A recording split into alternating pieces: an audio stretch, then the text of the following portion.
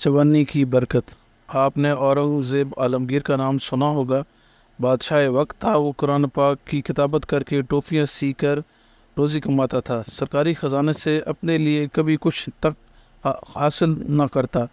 उनका एक वाक़या हाज़िर खिदमत है। औरंगज़ेब आलमगीर एक उस्ताद मोहतरम का नाम मुल्ला अहमद जीवन था। आपने उनसे दीनी और दुनियावी फैज़ हासिल किया था। और औरंगज़ेब जब बादशाह बना तो उसने अपने उस्ताद मोहतरम को पैगाम भेजा कि शफ़ मुलाकात बख्शे। मुल्ला जीवन एक बहुत बड़ा मदरसा चलाते थे। वहाँ हज़ारों बच्चे कुरान पाक हिफ्ज़ करते और दीनी तालीम हासिल करते। जब रमज़ान का महीना आया, रोज़ा व तौक़ाफ़ के लिए मुल्ला एक महीना बच्चों को छुट्टी देते थे ताकि वो घर में आराम व सुकून से रोज़े रखें और इतिकाफ़ वाले इतिकाफ़ करें।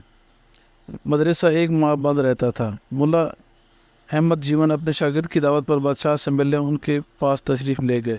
बड़े अरसे बाद मुलाकात हुई थी। औरंगज़ेब ने उनकी खिदमत के साथ साथ उनसे रूहानी फैज़ भी हासिल किया। एक माह बाद मुल्ला ने जब वापसी का इरादा फरमाया तो औरंगज़ेब ने मज़ीद रुकने की इस्तदा की। सादा मिजाज खुश गफ्तार मुल्ला ने बताया कि अब मज़ीद रुक नहीं सकता क्योंकि बच्चों तालीम का हर्ज होगा। औरंगज़ेब ने अपने उस्ताद मोहतरम की खिदमत में एक चवन्नी हदिया पेश की और महल के दरवाज़े पर खुदा हाफिज़ कहा। इसके बाद औरंगज़ेब मुल्की मामलात, जंग व जदल, राय की खिदमत में मसरूफ़ हो गया। 14 बरस का अरसा बीत गया। एक दिन एक आदमी ने औरंगज़ेब को बताया कि बादशाह सलामत, अब आपके उस्ताद मोहतरम मुल्ला अहमद जीवन बहुत बड़े ज़मींदार बन गए हैं। अब बड़ी सवेली में रहते हैं, शाहाना अंदाज है, नौकर चाकर हैं, सफ़र के लिए बेहतरीन घोड़े हैं और मुल्ला आप पहले वाले मुल्ला नहीं रहे। औरंगज़ेब ने अपना एक एलची मुल्ला अहमद जीवन के पास भेजा और मुलाकात की ख्वाहिश ज़ाहिर की। मुल्ला ने वादा किया और नवाज शरीफ जब मदरसा बंद हुआ और तशरीफ़ लाए, नहायत सादा लिबास, मिजाज में आजी लगता नहीं था कि वो इतने बड़े ज़मींदार हैं। औरंगज़ेब ने उनकी खूब खिदमत सेवा की और उनसे कुछ ना पूछा जो अक्सर लोगों ने बताया था, कितने बड़े ज़मींदार हो गए हैं। एक दिन बातों बातों में मुल्ला जीवन ने कहा, औरंगज़ेब तुम्हारी उस चवन्नी में बहुत बरकत थी।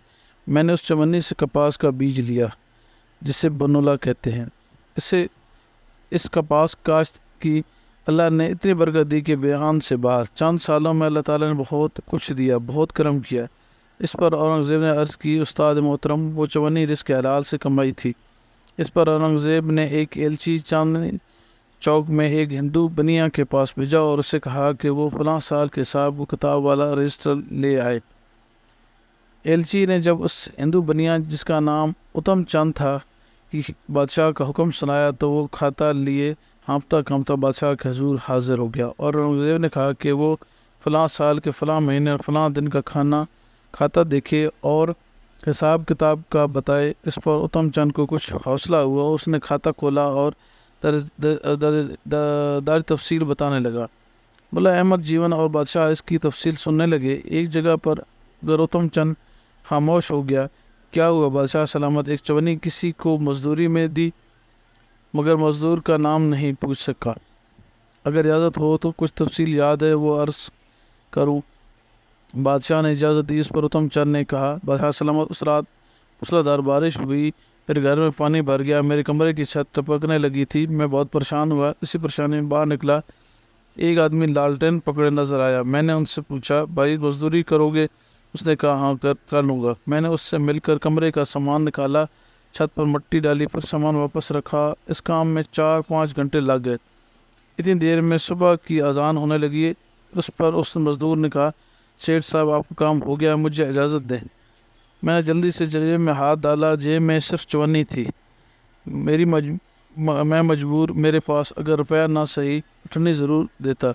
मेरा ज़मीर आज भी कह रहा है कि उस मज़दूर की कम दी।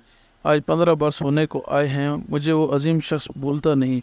मैंने उससे कहा भी था कि वो सुबह मेरी दुकान पर आकर मज़ीद मजदूरी ले सकता है, मगर उसने कहा मुझे इतनी मजदूरी ही ठीक है। इस पर बादशाह ने से जाने की इजाज़त दे दी। वो आदाब बादशाही करके रुखसत हो गया। जब सेठ उत्तम चंद चला गया तो औरंगज़ेब ने कहा, उस्ताद मोहतरम, मैं भेस बदल कर अक्सर गलियों बाज़ारों में जाता हूँ और आवाम की खबरगिरी के लिए। उस दिन बारिश में लालटेन लिए खड़ा था कि सेठ उत्तम चंद ने मुझे मजदूरी के लिए कहा और ये चवन्नी की मजदूरी थी। اس پر ملا احمد جیون نے کہا مجھے یقین تھا کہ یہ رزق حلال ہے، ورنہ اتنا پھل اتنی برکت کسی اور دولت میں کہاں۔ اللہ تعالیٰ رزق حلال کمانے والوں پر کرم کرتا ہے۔ اس پر بادشاہ نے کہا سعد محترم میری خواہش ہے کہ قرآن پاک کی کتابت کر کے مسلح بنا کر اور ٹوپیاں سی کر گزارا کرتا ہوں اور شاہی خزانہ کو امانت سمجھتا ہوں۔ اللہ تعالیٰ سے دعا ہے کہ وہ ہم سب کو رزق حلال دے، آمین۔